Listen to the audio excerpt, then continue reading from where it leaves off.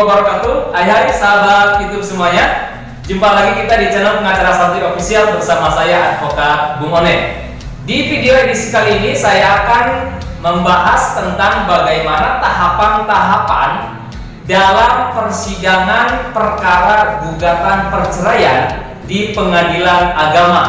Karena banyak sekali yang berkonsultasi ke channel kami terkait dengan masalah-masalah perceraian, sampai dengan masalah bagaimana caranya, prosedurnya bagaimana, waktunya berapa lama, biayanya berapa, tahapannya seperti apa. Banyak sekali ya. Nah, di antara pertanyaan-pertanyaan tersebut yang akan saya bahas pada kesempatan kali ini yaitu terkait dengan tahapan, tahapan-tahapan persidangan dalam perkara gugatan perceraian. Karena kami selaku advokat pengacara sudah terbiasa menangani perkara-perkara gugatan perceraian di pengadilan agama. Baik, tahapan yang pertama adalah tahapan pendaftaran ya. Tahapan pendaftaran yang bersangkutan bisa datang ke pengadilan agama di wilayah tempat tinggal istri itu berada. Jangan lupa bawa fotokopi KTP, bawa buku nikah asli, dan siapkan surat gugatan. Di dalam tahapan pendaftaran ini nanti kita akan dikenakan biaya panjar perkara. Jadi kita bayar panjar biaya perkara. Setelah itu nanti kita akan mendapatkan register atau nomor register perkara. Nomor registernya berapa? Setelah proses pendaftaran selesai, maka kita akan menunggu panggilan sidang pertama. Biasanya jaraknya dari pendaftaran ke sidang pertama itu kisaran 1-2 minggu. Kemudian nanti kalau sudah ada surat panggilan sidang, maka para pihak datang ke pengadilan agama sesuai waktu yang telah ditentukan. Maka itu dimulai pada tahapan sidang pertama. Sidang pertama ini adalah pemeriksaan kelengkapan berkas gugatan. Kalau memang dikuasakan oleh pengacara, diperiksa nanti kartu anggota pengacaranya legal atau tidak, lisensinya, berita acara sumpahnya ada atau tidak, surat kuasanya ada atau tidak, itu juga diperiksa. Apabila dalam tahapan sidang pertama ini pihak istrinya ada, pihak suaminya pun datang ke pengadilan, maka nanti akan ditempuh terlebih dahulu upaya mediasi. Mediasi ini nanti difasilitasi oleh hakim mediator. Kalau misalkan upaya mediasinya berhasil, istri dan suami bisa dirukunkan kembali pada saat mediasi, maka upaya mediasi dinyatakan berhasil, maka perkara selesai sampai di situ dan nanti majelis hakim akan membuat akta perdamaian, putusan perdamaian. Nah, apabila mediasinya gagal, maka tahapan prosesnya akan berlanjut kepada tahapan selanjutnya, yaitu sidang pembacaan gugatan.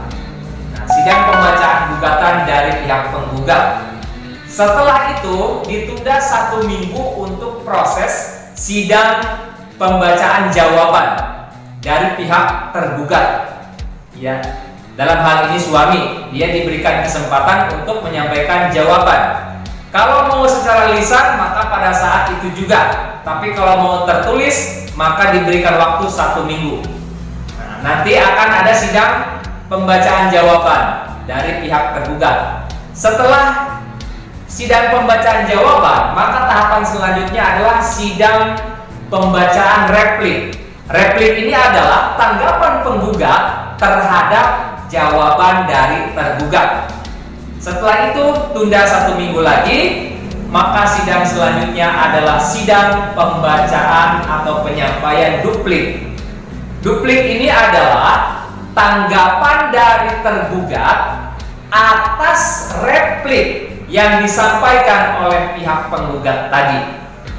Setelah sidang penyampaian dan pembacaan duplik, maka tahapan selanjutnya adalah sidang atau tahapan pembuktian.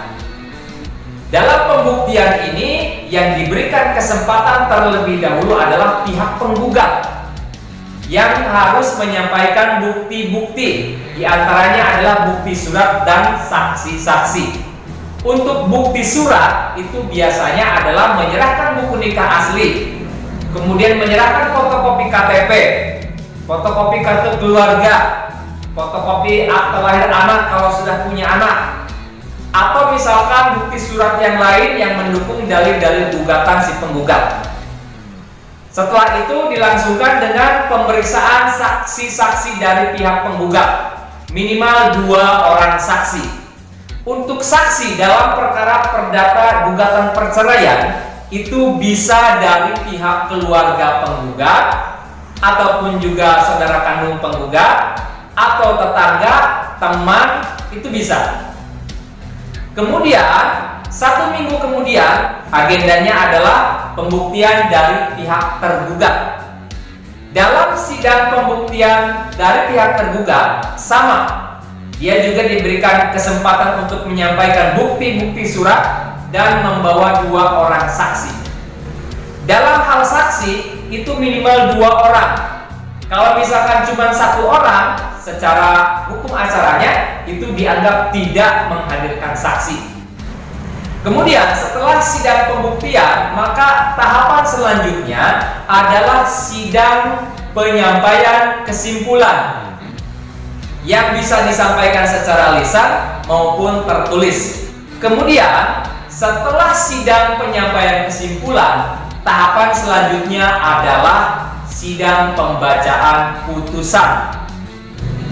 Kalau misalkan tidak ada upaya banding dari pihak tergugat, dalam artian dalam waktu 14 hari sejak diucapkan putusan pengadilan agama, maka putusan tersebut berkekuatan hukum tetap dan akta cerai sudah bisa diterbitkan. Nah, itu adalah tahapan-tahapan dalam persidangan perkara gugatan perceraian. Jadi kalau tahapan itu normalnya adalah 10 tahapan, teman-teman. Namun pada prakteknya bisa kurang dari itu kalau pihak tergugatnya tidak hadir, maka prosesnya bisa lebih cepat, tidak menggunakan semua tahapan-tahapan yang telah saya sampaikan tadi. Mudah-mudahan ini bisa berguna dan bermanfaat. Apabila ada pemirsa YouTube yang memiliki masalah ingin menggugat perceraian dan tidak punya cukup waktu untuk bolak-balik sidang, apalagi sampai 10 kali sidang, bisa menggunakan jasa pengacara dari channel pengacara Santuy Official. Silakan hubungi nomor kontak yang tertuang atau yang kami lampirkan, yang kami cantumkan di kolom deskripsi di bawah ini. Apabila menurut teman-teman video ini bisa mengedukasi, bisa berguna dan bermanfaat, kami meminta dengan hormat untuk subscribe ke channel pengacara Santuy Official. Sampai jumpa di video-video selanjutnya. Assalamualaikum warahmatullahi wabarakatuh.